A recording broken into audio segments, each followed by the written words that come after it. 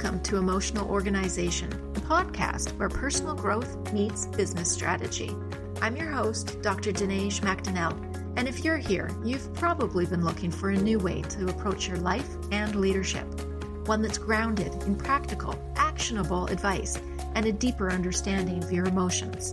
Now, I'm not your therapist, but what I am is someone with decades of experience in business, leadership, and navigating some pretty tough personal challenges. Through this podcast, I want to help you get your business brain and emotional self in sync so that you can lead yourself and others with confidence, clarity, and purpose. Hey, welcome to the very last episode of Emotional Organization. Today's episode is a little bit bittersweet for me, but honestly, I'm more excited than anything else. After today, we move into season 2 and welcome the good think. If you want to know why this shift is happening or what I learned from 1 year of podcasting, go back to episode 54. That one's the reflection, but this is the bridge. The last chapter of one thing and the first real step into another. Today, I'm going to walk you through what the good think is, what you can expect, what will feel different, and how to actually listen to it. Plus, we're going to do a bit of a primer on critical thinking because that really is the foundation for what's to come. But we're going to keep it light and easy because what I'm about to build with you isn't just another podcast. It isn't just another show. It really is a practice. The Good Think is season 2 of my podcast, but it's a completely new project. If emotional organization was about learning how to feel, The Good Think is about learning, how to think, but not the academic kind, the kind that helps you to stay grounded in a really noisy and complex world, the kind that helps you to separate signal from static and help you see through persuasion to find clarity and to rebuild trust in yourself and in the systems around you. So every week, we'll take a big topic, something real, something messy, something that people love to argue about, and really slow it down so that we can take it apart piece by piece and look at what's true, what's useful, who the players are, what their perspectives are, so that we can see what's just noise and what's real underneath it all. But we'll also talk about it within the context of what it means for you, the person trying to stay sane, smart, and human in the middle of it all. We'll be connecting emotion, logic, and culture not as opposite, distracting, competing elements, but as partners in the reasoning process. And that's because how we feel shapes how we think. And how we think determines what kind of humans we become. Now, somewhere along the way, it seems like we as humanity has lost the ability to sit with a question. We've built a world where information moves faster than interpretation. And we've become a society so bogged down in data that we've really forgotten and lost the ability to discern meaning. And we see that by scrolling through opinions like their headlines, by trading in sound bites instead of original thought, and mistaking the idea of knowing for the idea of understanding, because they're two different things. You can Google an answer in seconds, but that doesn't mean that you grasp its context or its consequences. We can quote statistics, but we rarely ask where did this come from, who benefits, what was the population, and what wasn't included. And that's the crisis that we're living in, not a shortage of knowledge, but a shortage of comprehension. And we've all participated in it, me included. Now, I have to tell you this story about when I sort of first noticed how society can really sway reality. And it definitely was an experiment that didn't go as intended. I was only in grade 7 and I was fairly new to town. I had a new small group of friends, but I'd already figured out that one of them wasn't trustworthy. And so I decided to run a little experiment. And so I told that one friend, and only that one friend, that I thought I might be pregnant. I wasn't, of course. I was 12 and still a virgin, but I was curious about what would happen. Now, a few days later, the entire school knew. I was even being looked at a little bit funny by some of the teachers. And in that moment, I learned a couple of things. One was that information moves fastest when it's emotionally charged. And 2, that people will repeat something before they ever verify it. Now, I didn't know it at the time, but that was my first real lesson in critical thinking and in social psychology of belief. And the truth of that experience, that grade 7 ecosystem, well, that never really ended. I think we just got older and it moved online. So now we're all living in a global middle school where we gossip in the comments section, we repeat ideas we didn't test, we share headlines that match our mood, and we confuse volume with truth. We've created a culture where the loudest voices aren't always the wisest. They're just the most persistent. And social media has twisted that even further. In this strange digital democracy, minority voices can now hold majority representation, not in governance, but in attention. Algorithms reward outrage, identity, and emotional velocity. And so a small number of people, or even bots, they can sound like an entire public opinion. And when you're receiving that, when you don't know how to filter that or understand that that's not all literally a group of people that feels a certain way, well, 10 tweets can look like a movement, and a trending hashtag can feel like consensus. And for the rest of us, scrolling at midnight, we can mistake representation for reality. And that's not democracy. That is distortion, but that is the system that we've built. We've built something that amplifies emotion but flattens nuance, where everything is either for or against. There's labels and judgment that goes with everything, and really there's no time to actually kind of be in process. And that's the danger of our times. We are informed, but not enlightened. We are connected, but we are not coherent. And we're addicted to the idea that our next opinion might finally be the right one. And so the good think is my antidote to that. It's where we slow down the rumor mill long enough to ask, what's actually happening here? What am I feeling? And why is this what's going on? And that's because clarity, and I mean real clarity, doesn't come from consuming more data. It comes from digesting it. It comes from asking better questions, not shouting louder answers.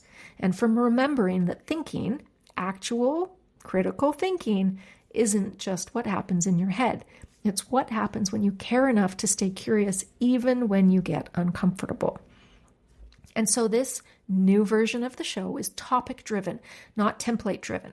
And that means that every episode might sound a little bit different from the last one. And that's because thinking isn't linear and curiosity doesn't need to follow a schedule. And so I'm bringing that flexibility to the program. Some weeks you might get a full breakdown, an analytical deep dive into an issue you've heard 1,000 takes on before but never really understood. And other weeks it might sound like a conversation, a think aloud, or maybe a story that unfolds as I go. And that's because, well, that's how real thinking happens, you guys. It's messy, and it's honest, and it's out loud.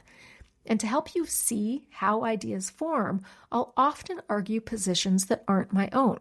And that's not only to provoke, but it's to help you practice empathy. Because if we can't understand why someone believes what they do, well, then we can't understand the world we're living in. So I'll be using data, history, philosophy, and human stories to give context to complexity. And I'll tell you when I don't know, because pretending to have it all figured out is really the fastest way to stop learning. We have to stay open to what we don't know. And the real difference that you're going to see is this version of me, the one that you're going to be hearing on The Good Think. It's more of the whole me, the whole bring your whole self to work kind of idea.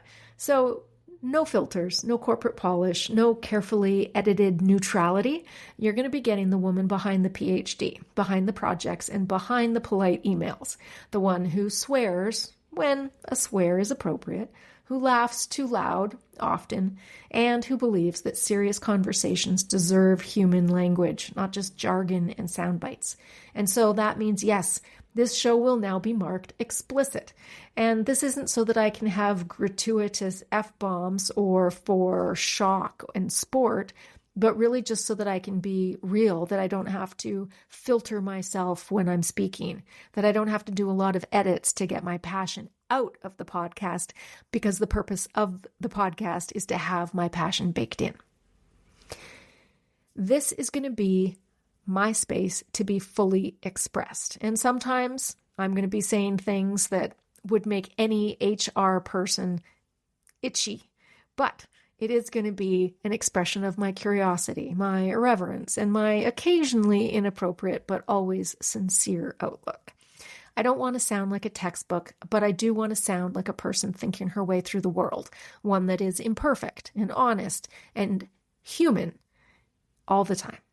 So you're going to get context, not just content, and you're going to find perspective, not just proof. I don't actually want to convince you to change your opinion on a topic. I want you to change how confident you are about your opinion on a topic. So it's not just insight and not just information. There's going to be storytelling, history lessons, analytical shakedowns, and yes, some playful segments like our word of the week or the top fives, because I think that things don't have to be tedious. And for me, that means that I can kind of unwind the tension that I've had in trying to make every episode exactly the same format. This one's going to be more flexible because I need flexibility, and I'm pretty sure you do too. So this podcast is going to be about depth and finding delight because I want the learning to feel alive and not strictly academic. And so good thinking should make you laugh as well as pause. You need to have all the emotions. And so how do you go about listening to this show? Is it really going to be that much different? Well, the good think isn't really passive. It is participatory. It is meant to provoke you and not to pacify you. And it's not necessarily going to be just background noise for your commute. You're going to want to speak up. You're going to feel certain ways when we start talking about things from a perspective that's not your own. And so in that way, it really is going to be like a weekly workout for your mind. So I want you to dial in thinking, this is my mind workout for the week. I want you to expect that you will disagree with me sometimes. You might want to argue. You might even want to turn it off, and that's okay. But that moment when your chest kind of tightens, maybe if your jaw clenches or if your eyes get really wide and you try to back away from the sound because it's just something that you don't want to hear, I don't want you to think of it as rejection. I want you to see that as activation. That is the signal that something is happening. That is the signal that something is expanding, that you are learning. And at the very least, even if nothing changes in the way you view a topic, you will be more confident in your view because you've actually heard what some of the other arguments and issues are related to that topic. You've thought them through, you've incorporated them into your perspective, and it will only make your viewpoint stronger. So really, you've got nothing to lose by challenging yourself to listen to something differently. And so if you do feel that kind of activation, that's a great moment for you to examine a little bit more about what you're reacting to. Is it the argument itself, or is it just the emotion that it stirred up in you? And that's because discomfort isn't your enemy, but confusion should be. Discomfort just means that your brain's hit a limit and that you're learning where your boundaries are. That's normal and it's even good. But confusion, well, that's what we're going to be working through, and you're only going to solve that by listening to the full episode. And every episode will have something comfortable and something uncomfortable, and that's on purpose. Because growth doesn't come from agreement. It comes from the moment just before you'd rather look away. So if you feel defensive, I tell you, stay curious. But if you feel seen, then I want you to ask why that matters. And if you feel angry, well, then you should be digging into that too. That is the work. And I want you to trust me enough to listen to the full episode, even when it challenges you. Don't turn it off halfway through because the first 5 minutes didn't fit your worldview. Stay, stretch, work out your mind. Because by the time we reach the end, you will see the whole landscape. You'll understand why each perspective needs space and how they fit together. And every week, you're not just going to be listening to a podcast. You're actually investing in your own evolution, in your own self-improvement. This is your weekly dose of self-discovery. your continuing education into how to think and not what to think. So by the end of each episode, you will know more than when you started. You'll understand the issue in a deeper way, and not just the surface take, but the systems underneath. You'll start to notice how these ideas ripple into your own life, how you lead, how you decide, how you relate. And that's because that's what good thinking does. It expands your awareness. It changes your language. It sharpens your intuition, and it makes you better equipped to move through this messy, complicated world with discernment and calm. And that's because when you have good thinking, you have greater confidence in what you think, what you choose, and how you act. And all of that is good for your mental health. So when you listen, don't just hear me, engage with me. Pause when something lands. Write down what stands out to you. Ask questions out loud, even if you're alone. But bring your whole self to this process, your logic, your emotions, your resistance, and your curiosity. I want it all, you guys, because that's how this is going to work best, not just as entertainment, but also as education, and not just as a distraction for when you're driving, but actually as a discipline to encourage you to be a better thinker. And that's because the good think isn't just about getting smarter, it's about becoming more human. Now, let's talk about critical thinking for a minute, because we probably need to break down that concept as well, just so that we're starting on the same page. And critical thinking didn't start off in a classroom. It actually started more than 2,400 years ago, but I'm going to start the story with Socrates. And so picture Athens a couple of centuries ago, and he's walking around with his cool sandals, stopping strangers in the marketplace to ask them questions, right? What is justice? What is good? What do you believe, and why do you believe it? You see, he wasn't teaching, he was testing. And that's because he believed that unexamined beliefs were the root of every social failure. And the people in power hated that. And that's because when you teach people to think for themselves, you make them harder to control. Now, that is an important lesson because it's something that we're experiencing today. There's so much misinformation. There is so much spinning of media that the system sure seems to be trying to teach people not to think. And likely that's because they want them to be easier to control. Now, Socrates became a problem, and it wasn't because he was wrong. It was because he made other people question whether they were right. And for that, he was sentenced to death. His crime was corrupting the youth. And what that really meant was teaching people to think for themselves. Now, he drank the poison he was fated to drink, and the state went back to sleep. But the ripple of knowledge didn't end. Now, that moment in history, a man punished for asking questions, tells us something fundamental about human nature. We fear uncertainty more than we value truth. And that's because uncertainty threatens belonging. And belonging, for most of human history, has meant survival. And so back then, knowledge was sacred and it was scarce. It was literally hand-carried, memorized, protected. Philosophers, scribes, monks, they were the knowledge keepers, and their role wasn't just to learn, but to preserve. They didn't have Google, they had their scrolls, and they had oral traditions. The pursuit of wisdom was dangerous precisely because it meant wandering into the unknown and questioning what everyone else had agreed to believe. And that's what made critical thinking revolutionary. Now, fast forward till now, we don't kill people for thinking critically anymore, at least not literally or not in our corner of the world, but we do punish them socially. Today, the price of thinking critically isn't hemlock, it's backlash. It's being misunderstood, losing your audience, your platform, your friends, your job, your comfort. In ancient Greece, the risk was death, but in modern life, the risk is disconnection or cancellation. Because independent thought has become a social liability. We live in an age of alignment, of choose your side, choose your people, choose your narrative. And real thinking, the kind that asks inconvenient questions, refuses to stay loyal to sides. Its only loyalty is to truth, and truth is a socially constructed reality. And that's uncomfortable in a world that rewards certainty more than curiosity. But that's also where it gets interesting, because the nature of knowledge itself has changed. In the days of Socrates, there was so much unknown that knowledge felt infinite and precious. And so every new discovery was a revelation, and it was a torch in the dark. But now we live in the exact opposite condition. We have too much light, and we can't see anything clearly. We've created so much data, so much information, that knowledge has become something else entirely.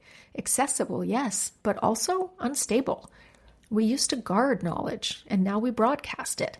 And that kind of accessibility has come with a cost. Because when everyone can claim to know, no one feels responsible for protecting what's true. And we've gone from knowledge keepers to content creators, from monks in candlelight to algorithms sorting human thought into ad impressions.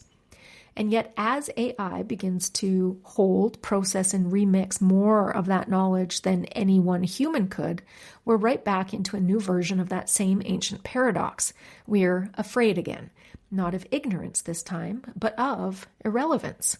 We feel it in our workplaces, in our feeds, in our sense of purpose, the fear that machines will know more than we do, that we'll be left behind. But the irony to that is that AI can store knowledge, but it can't keep it. Not in the human sense, at least. It doesn't feel the moral weight of what it knows, and so it can't really carry wisdom. Knowledge keeping, in the truest sense, still belongs to us, to the thinkers, the teachers, the questioners, the ones who refuse to let convenience replace comprehension. So yes, thinking for yourself is still kind of risky, but it's also sacred. Because every time you pause before reacting, every time you question something before just reposting because it feels good, every time you sit with a thought long enough to truly understand it, you are keeping knowledge alive. You're continuing the work that Socrates died for. And you're defending the fragile space between what we know and what we might know if we just stayed curious long enough to find out. So yes, the poison is different now. It's not hemlock, but it's silence, it's apathy, and it's the quiet comfort of scrolling past what makes you think. And that's what the good think is here for. It's to be the antidote. So what is critical thinking really? Well, it's not a personality trait, but it is a discipline. It's the ability to pause between what you feel and what you believe so that you can break information apart, test logic and assumption, and reassemble it in a way that makes sense to you and apply it to your environment. It's awareness, analysis, evaluation, synthesis, reflection, and this is all repeated over and over iteratively until clarity shows up. Think about when you're playing a solitaire game and you lay out the cards. You have to put the aces at the top and you want to get all the numbers up there. You flip the cards over maybe 3 at a time. And every time you flip it and you get to place it, the next time you go through the deck, the order's changed a little bit and new cards become available. Well, this is what we do when we go through an iterative process. Things change a little bit as we start to kind of suss things out along the way. And it's important that we do that repetition over and over until that clarity shows up. And that rhythm, well, it builds discernment. You start to practice taking in new data, evaluating what is helpful to what you're trying to figure out and where the bias might be.